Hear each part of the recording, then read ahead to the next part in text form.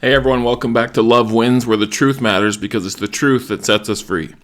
All right, it's going to be a fun one today. It's our anniversary, our 26th anniversary today.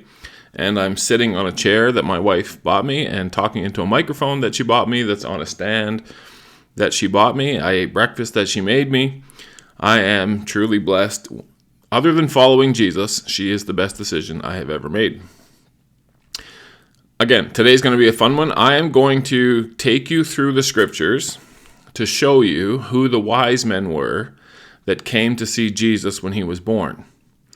Now, that's not critically important for you to know or understand. The reason why I'm going to walk you through it is to open up to you the possibilities of what the scriptures can teach us when we take the time to see what they say.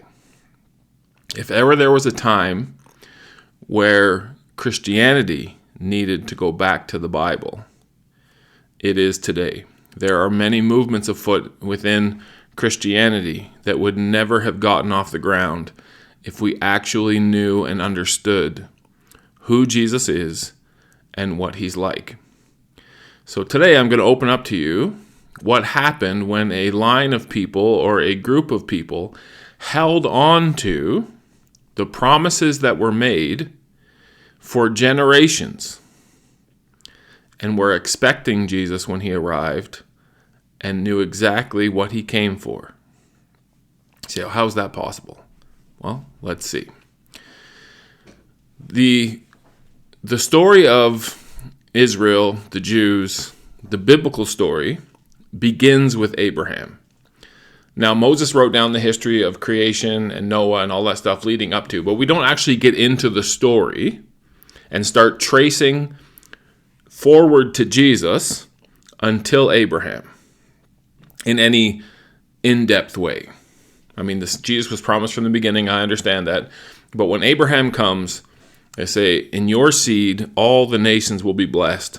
And then Isaac comes, and then Jacob comes, and then Judah, and the other brothers, the 12 tribes, and on it goes from there. And the only reason the Bible tracks with those people is because Jesus is coming from them. No other reason. They're not better than everybody else. They're not more special than anyone else. They're not of a different status than anyone else. As much as the Jews believe that about themselves then, and as much as many Christians try and make it that way now, the specialness of the Jews was that they were going to bring us the Messiah. He was going to be born through their line. And if you follow the line, all the branches keep getting trimmed off.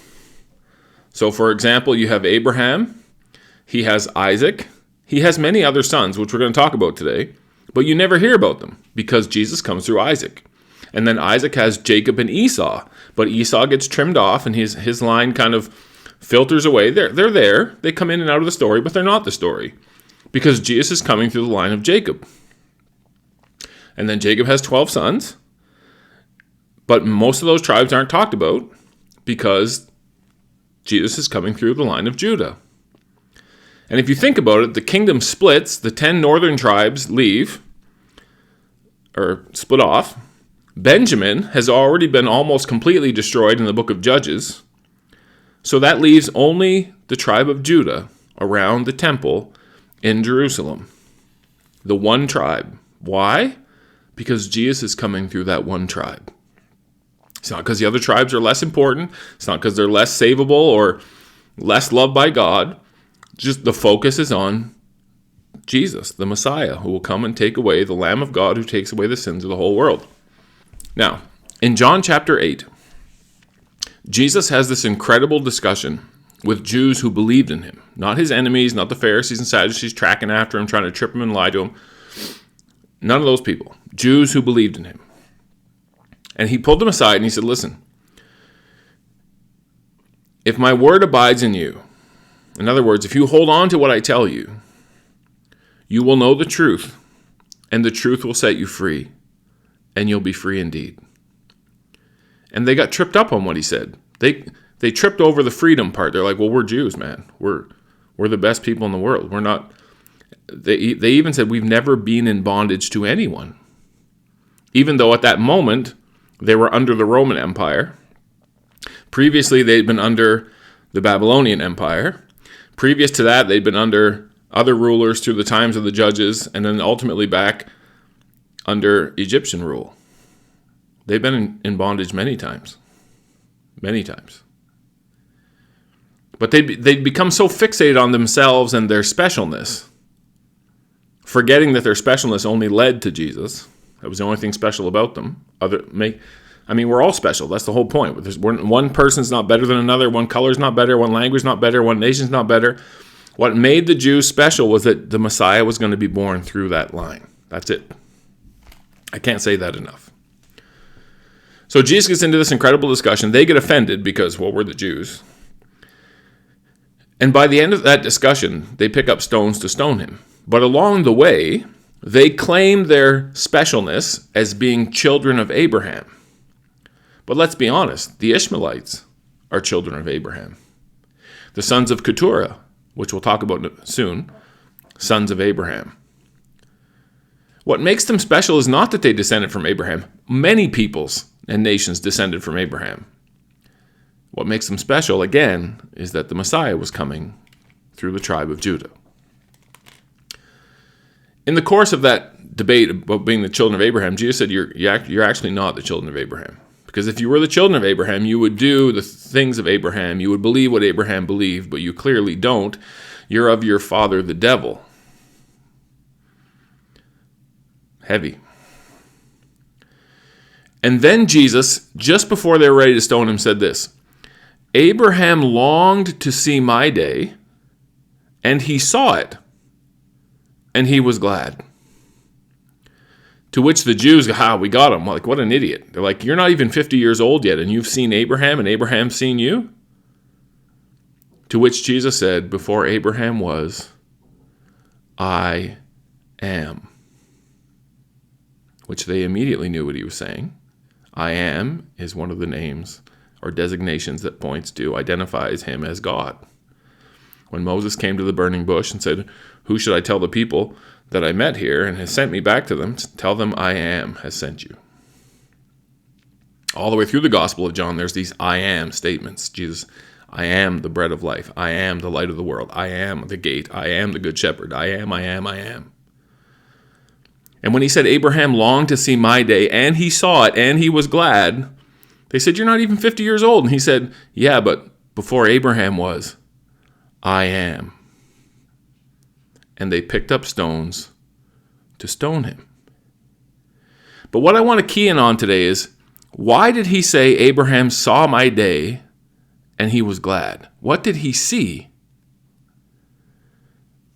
What Abraham saw, he shared with his descendants.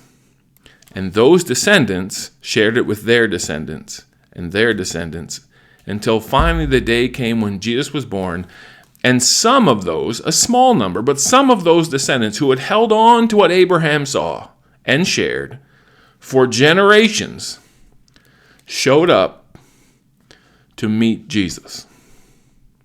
And don't be fooled by the plays and think they just came out of curiosity because they saw this mysterious star in the sky. No, they said, where is he who is born King of the Jews? We have seen his star in the east, and we have come to worship him.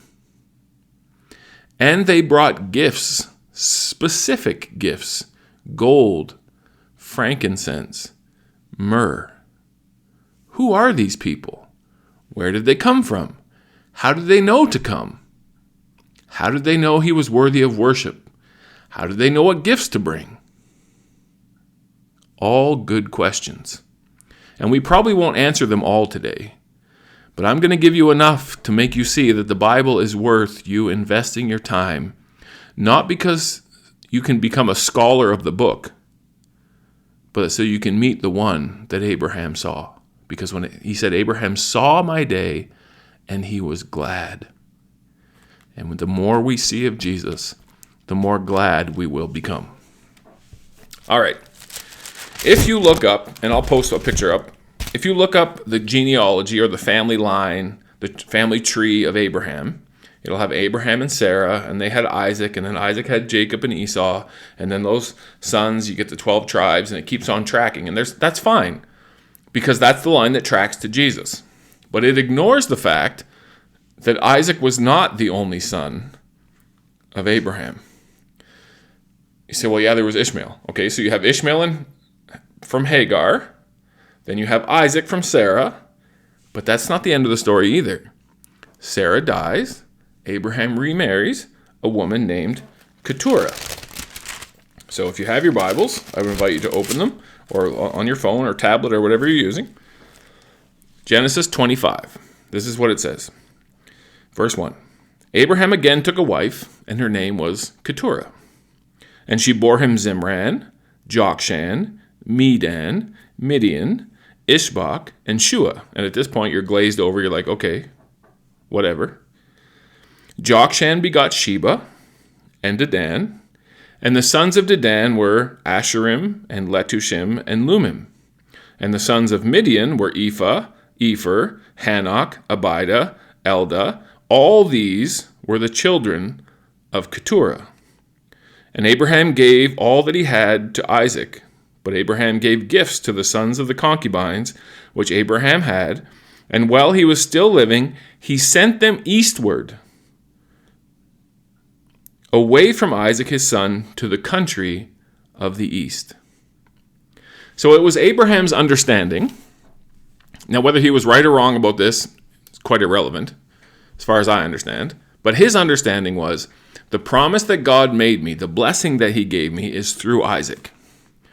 And so this land that he gave me as part of my blessing, he assumed was for Isaac, because the blessings through Isaac, the lands from God, it's all part of the same blessing. So he gave the promised land, the land of Canaan, to Isaac. He took these other sons and he sent them eastward to the land of the east. What that means is the Jordan River goes from the Sea of Galilee in the north down to the Dead Sea in the south. It actually flows the other way, but whatever.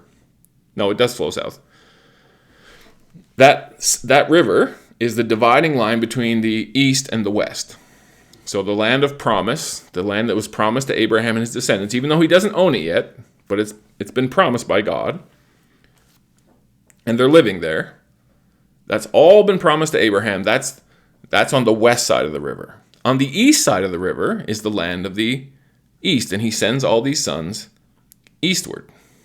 Now, anything on that side of the line, whether it's in the southeast or the northeast or straight east, all the land of the east.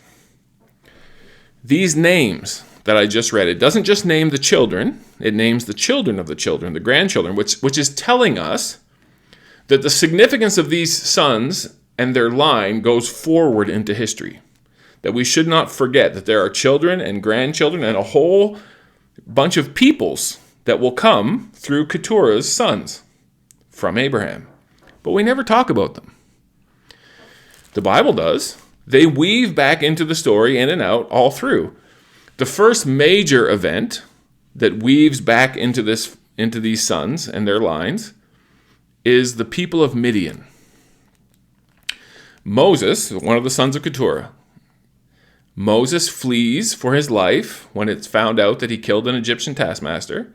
He flees to the land of Midian. There he meets the daughters of Jethro, who is a priest of Yahweh, Abraham's God. Why? Because he's a descendant of Abraham.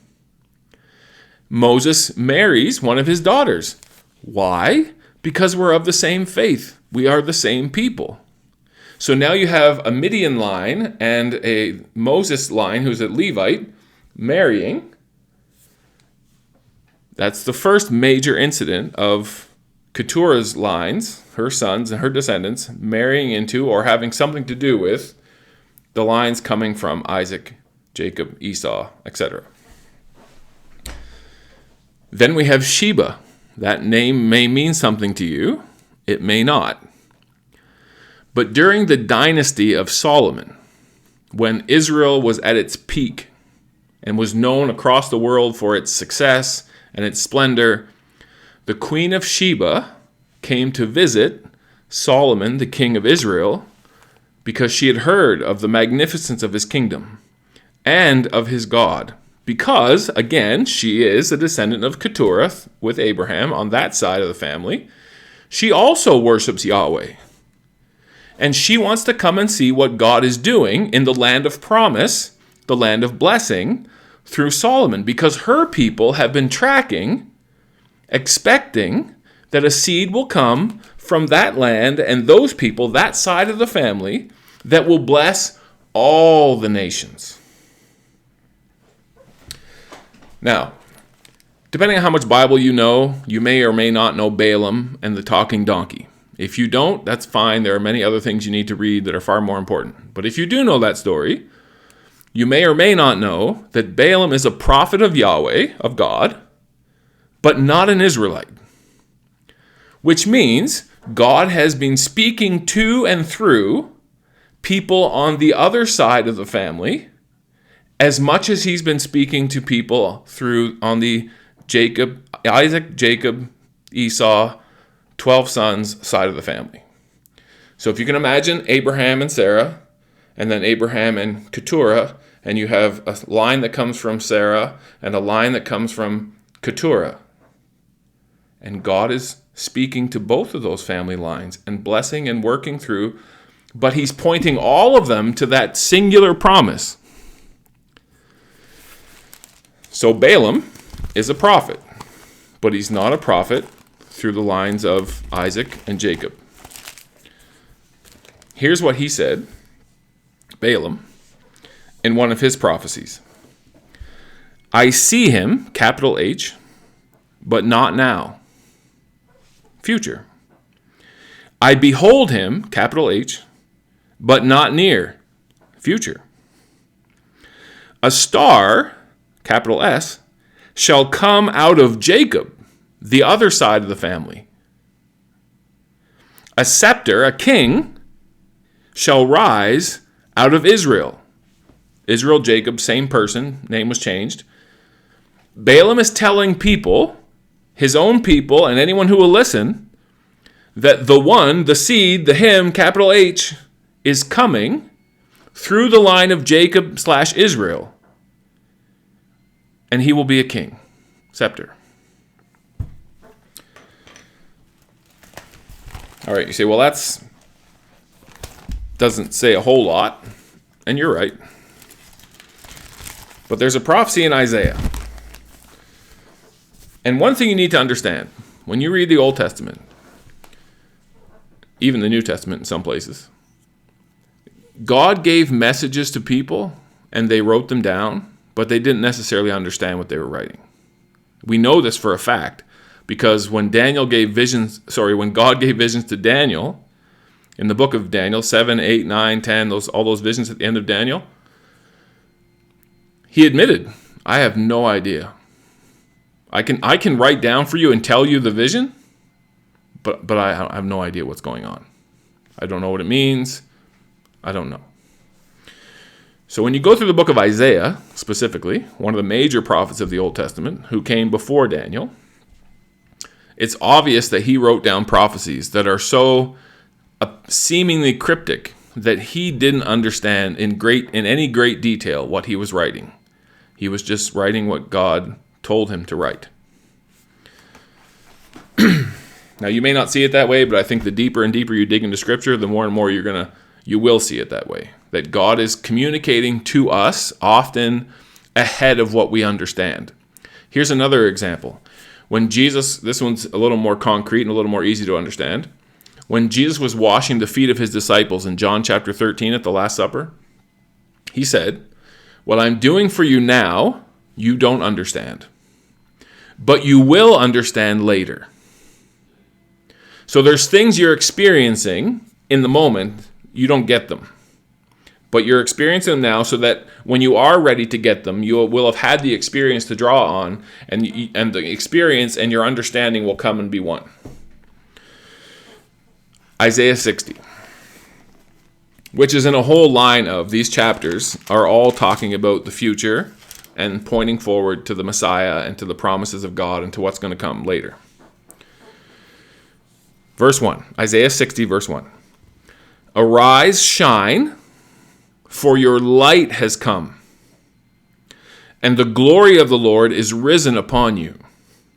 For behold, the darkness shall cover the earth, and deep darkness the people. But the Lord will arise over you, and his glory will be seen upon you. The Gentiles shall come to your light, and kings to the brightness of your rising. Now, before we continue in chapter 60, I'm going to jump ahead to John chapter 1. The imagery in Isaiah 60 is about light. It's comparing God, or this light that God is sending, to the rising of the sun. Bright. So the land and the people, which means their understanding and their thinking and their knowledge, is in darkness. But a great light will come. And it won't just lighten the Israelites. It will lighten the Gentiles also. All right, so if you're in your physical Bible, keep your finger in Isaiah 60. I know that's harder to do on electronic devices, but we're going to come back to Isaiah 60. That's my point. John chapter 1. Now, of all the Gospels, Matthew, Mark, Luke, and John, the one that focuses most on the divine identity of Jesus, that he is God, that he came from God, and he's going back to God, it's the Gospel of John. Notice the language that John uses to open up his story about Jesus. In the beginning was the Word. The Word was with God, and the Word was God. He was in the beginning with God. All things were made through him, and without him nothing was made that was made. In him was life, and the life was the light of men. And the light shines in the darkness, and the darkness could not overcome it. Skipping down to 14, and the Word became flesh and dwelt among us, and we beheld his glory, his light, his brightness, the glory as of the only begotten of the Father, full of grace and truth.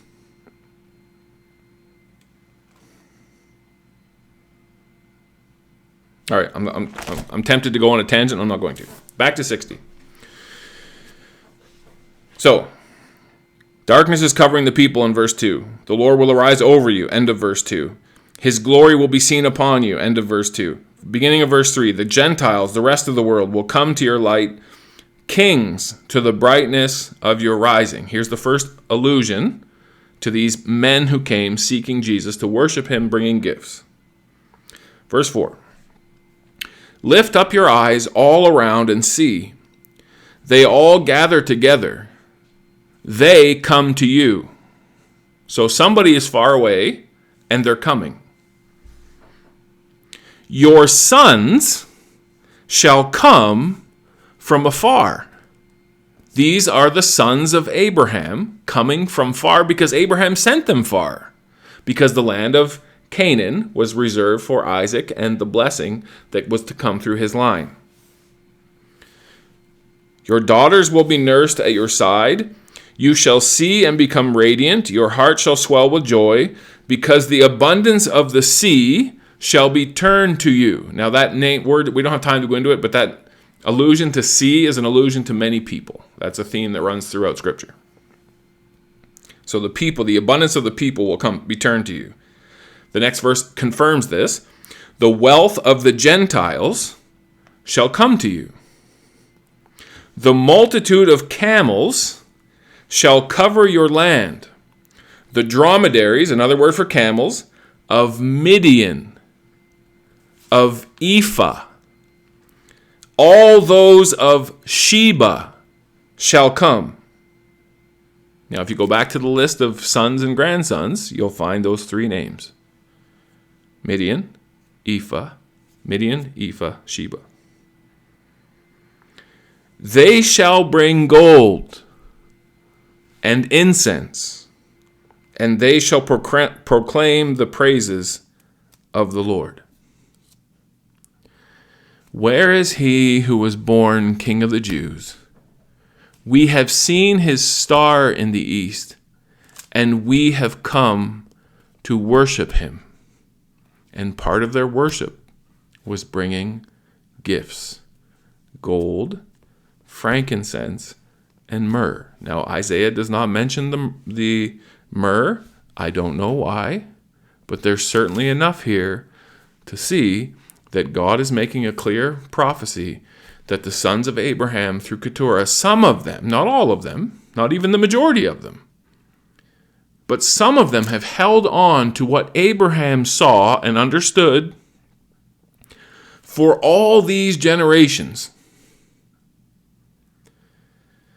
Held on with such firmness and detail that when the Messiah is born and they see the star and they go to the star, they follow the star because we have come to worship him who is born King of the Jews.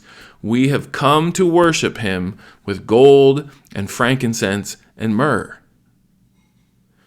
Gold represents king. If you want to impress a king, if you come as a representative from another nation, as an ambassador, whatever, and you want to bring a gift to a king, you bring gold. Incense, priesthood. Jesus is the priest in the order of Melchizedek, as Hebrews makes very clear. That the Levite priesthood was only pointing forward to the priesthood of Jesus. It was only foreshadowing. Myrrh is a burial perfume. King, priest, sacrifice. Abraham longed to see my day, and he saw it, and he was glad. Now, we don't have time today to go into what Abraham saw specifically. Maybe we'll do that next week. We'll see. But for today, I just gave you a quick flyover. There's more details in other places that add to this.